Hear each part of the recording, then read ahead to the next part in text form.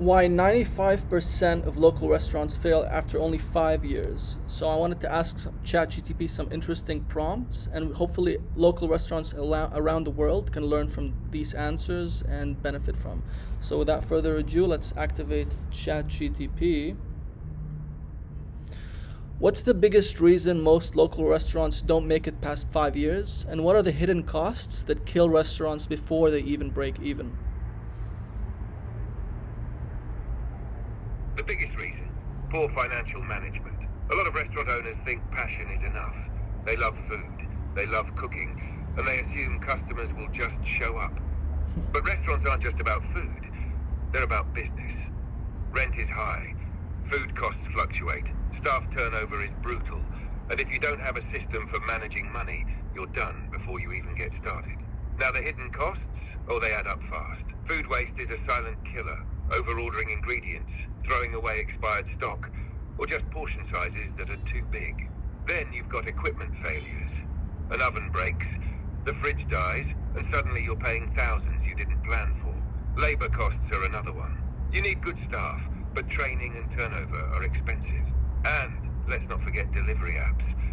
Restaurants think they're a gold mine, but those 20 to 30% commission fees, they eat up profits like a bottomless brunch. If a restaurant isn't budgeting for these surprises, it won't last long. Passion alone won't save you. Smart money management will. So how can a restaurant build a loyal customer base that keeps coming back? And what's the one strategy that could save most restaurants from closing? Building a loyal customer base comes down to three things: consistency, personal connection, and making people feel special. Customers don't just come back for great food, they come back for how a place makes them feel. If they know they'll get the same good service, the same welcoming vibe, and the same quality meal every time, they'll turn into regulars. Small touches help too. Greet people by name, remember their usual order, throw in a surprise freebie once in a while. It's those little moments that make people feel valued. Now, the one strategy that could save most restaurants: mastering local online marketing. If a restaurant isn't showing up on Google Maps, getting good reviews, and engaging with customers online, it might as well not exist. People don't just wander into restaurants anymore, they search first.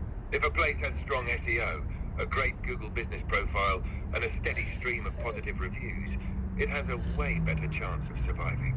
Restaurants that treat their online presence as seriously as their food, they win. Okay. So what's the one strategy that could save most restaurants from closing down besides Google Maps SEO, because you just mentioned that?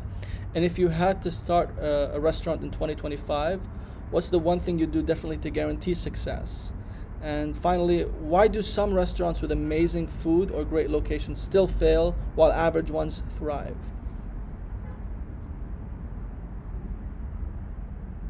Besides Google Maps SEO, the one strategy that could save most restaurants: systematizing everything. The restaurants that survive aren't just good at food, they're good at operations. That means having tight inventory control to reduce waste, efficient staff scheduling to keep labor costs in check, and a streamlined menu that's profitable but not overwhelming. Too many places try to offer everything and end up with sky-high costs and inconsistent quality. The most successful restaurants treat their business like a franchise, even if they're not one, by making everything repeatable and efficient.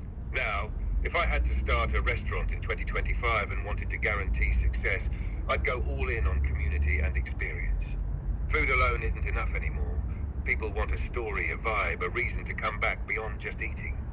I'd build a strong social media presence, create events that bring people in, like local collabs or themed nights, and make the restaurant feel like a place people want to be, not just a place to grab a meal. And I'd keep the menu tight, fewer items, higher quality, and all costed out to maximize profit. As for why some restaurants with amazing food and great locations still fail while average ones thrive: branding and consistency. A restaurant with incredible food but no marketing is like a hidden gem no one ever finds. Meanwhile, an average place that nails its branding, keeps its service predictable, and makes people feel comfortable will win every time.